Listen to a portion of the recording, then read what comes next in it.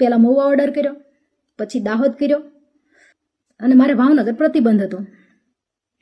તો હવે વાત એ રહી, આ સિંગલ મધર તરીકે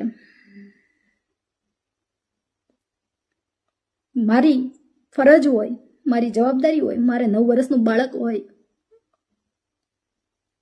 અને આજ 3 મહિનાથી મારો બાળક સ્કૂલે ના ગયું હોય,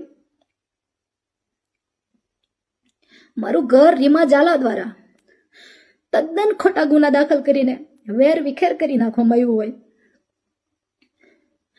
છતાં આજ 5મો ગુનો મારી માથે દાખલ કરી દેવામાં આવે છે. રીમા ઝાલાને જ્યારે હું મળવા ગઈ ને, મને પહેલી વાર જ્યારે બનાવ બન્યો ને ત્યારે પહેલી વાર મળવા ગઈ ને ત્યારે જ કીધું હતું કે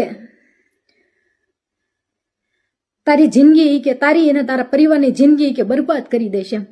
તમે કે તમારી હાથ પેઢીમાં કે ક્યારે આવું નહીં જોયું હોય, તમારી જિંદગી કે બરબાદ કરી દેશે, અને તમને જીવન લાયક નહીં રહેવા દેવાનું. ખરેખર રીમા ઝાલાએ એ વસ્તુ કરી. એસીબીમાં ફૂલ ટ્રાય કરી લીધી, જીએસટીમાં ફૂલ ટ્રાય કરી લીધી, મારા તમામ ગ્રુપમાં કોઈ માણસને બાકી નથી મૂક્યો. રીમા ઝાલાએ તમામ માણસોને ફોન કરીને બધાને બોલાવ્યા કે નૈના વિરુદ્ધ તમે ગુનો દાખલ કરો. એ માણસો પાછા મને કહે છે, મારી પાસે એના પુરાવાઓ છે. રીમા ઝાલા એમ કહે છે તમને એસપી સાહેબ દ્વારા સંપૂર્ણ મદદ મળી રહેશે, તમને આઈજી સાહેબ દ્વારા તમામ મદદ મળી રહેશે, એવું રીમા ઝાલા કહે છે.